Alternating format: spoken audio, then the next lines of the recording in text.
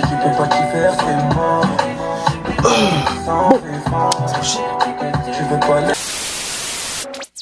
Voilà todos, salut tout le monde, comment allez-vous? J'espère que vous allez bien.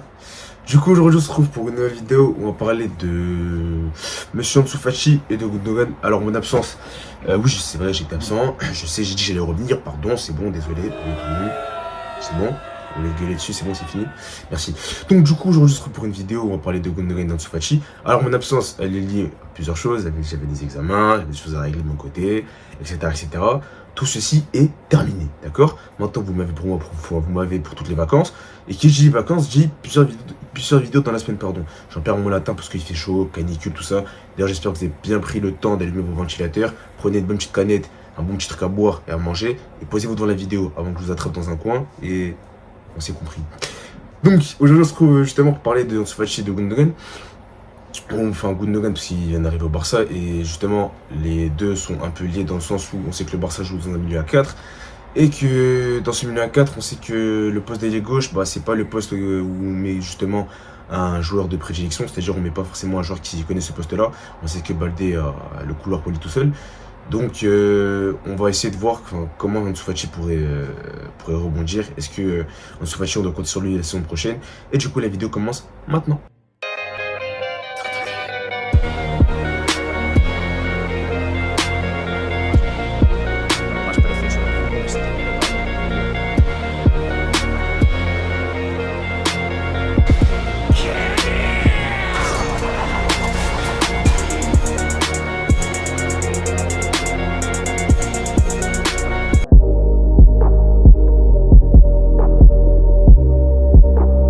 L'équipe. Alors du coup, on va commencer en premier par Ansu Fati. Alors Ansu Fati qui avait une saison, on va dire un peu en demi-teinte. On a vu un Ansu Fati en première partie de saison qui avait du mal à rentrer dans sa saison, qui avait du mal à retrouver son rythme. Petit à petit, il le retrouvait, mais il avait encore un peu de mal, ses automatismes, notamment aussi sa confiance. Parce que qui dit mettre du temps à retrouver notamment retrouver ses automatismes avec son propre corps, dit avoir du mal à se mettre en confiance. Et qui dit se mal à mettre en confiance, dit performance dégueulasse. En gros, c'est une addition qui donne ça, voilà. Du coup, Ansu Fati qui, durant plusieurs mois, a eu du mal à se mettre dedans, mais force est de constater qu'en fin de saison, il a montré des choses beaucoup plus intéressantes. Il a été beaucoup plus vif, beaucoup plus fit physiquement, il avait pas peur d'aller au dribble, il tentait beaucoup plus de choses et je trouvais ça grave intéressant. Alors il y avait du déchet, c'est vrai, mais Ansu Fati c'était un joueur qui de base avait aussi du déchet à l'époque quand il allait en 1 contre 1, enfin il réussissait pas tout dans ses dribbles, mais la chose qui faisait qu'il se démarquait des autres, c'est qu'il avait une finition assez hors norme. Là, ce qui lui manque à l'heure actuelle pour moi, ce serait qu'il retrouve son confiance devant les buts. Mais enfin, ça reviendra petit à petit et je pense qu'il a à cœur de bien faire l'année prochaine et de retrouver le niveau qu'il avait avant.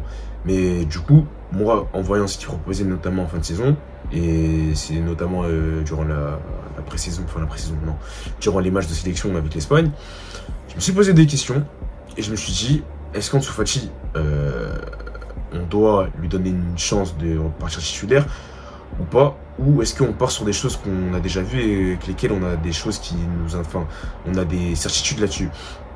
Alors, Gundogan va signer au Barça, c'est quasiment fait. Il attend juste de dire au revoir à ses coéquipiers et ça sera officiel. D'ailleurs, son cas fera l'objet d'une vidéo qui sortira prochainement dans la semaine. Enfin, pas dans la semaine du coup, mais semaine prochaine, d'accord. Du coup, Gundogan qui va arriver au Barça. Et qui arrive à être Gundogan et potentiellement de Brozovic qui fera aussi l'objet d'une vidéo, mais ça, comme j'ai dit, ce sera la semaine prochaine. Tu vas ramener un 6 et un 8, notamment quand tu sais que ton milieu à 4 fonctionne très bien. On sait déjà de nos têtes quasiment tous qu'à 90%, l'année prochaine on repartira sur le même système qui a bien fonctionné et qui d'ailleurs nous a permis de voir de très bons matchs du Barça. Alors moi, sur ce système-là, c'est le système que je préfère très honnêtement, c'est le système que j'apprécie. Le 4-3, c'est un système que je trouve très fort lorsque tu as des ailiers qui sont très bons, d'accord? Parce que c'est quand même un système qui dépend beaucoup de ses ailiers. Et Barça, les ailiers, Dembélé se blesse beaucoup, Rafinha, un coup ça va bien, un coup ça va mal. Ansu Fati, ça allait pas du tout. Ferran Torres, j'ai pas besoin de parler, même s'il y a eu des performances qui étaient pas mal, mais globalement c'était pas trop ça. Donc, la compo, enfin du coup en voyant ça, Xavi a dû bricoler, trouver une solution, et il a posé son milieu à 4 comme il a fait notamment la saison précédente contre l'Atlético Madrid, contre Naples, etc. Donc, c'est un système que j'apprécie beaucoup. On peut appeler ça un 3-2-2-3 ou un 3-2-4-1. Bref, peu importe, c'est pareil. Mais force est de constater que ce système-là apporte beaucoup plus de garanties, notamment en termes de jeu, d'occasion, d'automatisme entre les joueurs, notamment de connexion aussi. Au niveau des deux relieurs, enfin des deux numéros 8 qui sont plus hauts, on peut appeler ça des 10, mais c'est pareil. Mais du coup, ça faisait que Baldé avait son couloir gauche pour lui tout seul et ça marchait beaucoup. Je trouvais que Baldé, dans ce rôle-là, un peu de piston sur son côté, ça marchait énormément. Avec un Koundé qui notamment se réaxait beaucoup plus dans une défense à 3 quand Baldé montait plus haut, c'était grave intéressant. Et du coup, quand je vois les recrues qu'on va faire et Ansu Fati, son cas à lui, qui veut forcer à rester au Barça, moi je le sens comme ça, on partira début de saison dans un système à 4 parce que ça marche énormément. Mais on n'est pas à l'abri, je ne dis pas que ça va se faire, on n'est pas à l'abri qu'il y ait une tentative à un moment donné de faire passer un Rafinha sur le rôle qu'a Baldé et décaler... non, ça serait bizarre. Non, j'ai rien dit. Ça serait justement d'inclure Fati dans ce milieu à 4, d'accord, dans ce style de 10 faux ailier, enfin ailier hyper intérieur. Le rôle qu'avait eu d'ailleurs Ferran Torres contre la Sociedad tout début de saison, souvenez-vous, où il était un peu dans ce style un peu genre numéro 10, faux ailier à côté derrière Lewandowski. Et je trouvais qu'il avait été notamment intéressant, même s'il ratait beaucoup d'occasions. Du coup, moi je pense qu'Ansu Fati, début de saison, il partira derrière pour l'instant, mais si il montre de bonnes choses et si il retrouve sa confiance, on n'est pas à l'abri qu'on ait deux systèmes fixes. Des systèmes fixes, c'est-à-dire le 4-3 et le 3-2-2-3, et que justement, à certains matchs, on passe en 4-3 lorsqu'une équipe en face nous pose des problèmes là-dessus, et de l'autre côté, régulièrement, on passe entre 2-2-3. Je pense que Fati cette saison va avoir beaucoup de minutes. Très honnêtement, je pense qu'il va avoir beaucoup de minutes. L'autre côté, Dembélé, Rafinha, ça va être en concurrence. Je pense qu'aussi, sur cette fin de saison, ça m'a rassuré parce que j'ai vu qu'il y avait quand même une concurrence saine. D'accord, j'ai vu que Rafinha qui jouait beaucoup plus, notamment que Dembélé, même si on est de blessure. Et je trouvais ça intéressant. Donc j'ose espérer que ça va se passer comme ça la saison prochaine. Ça parle aussi de Güler et compagnie, mais bon, ça on parlera plus tard.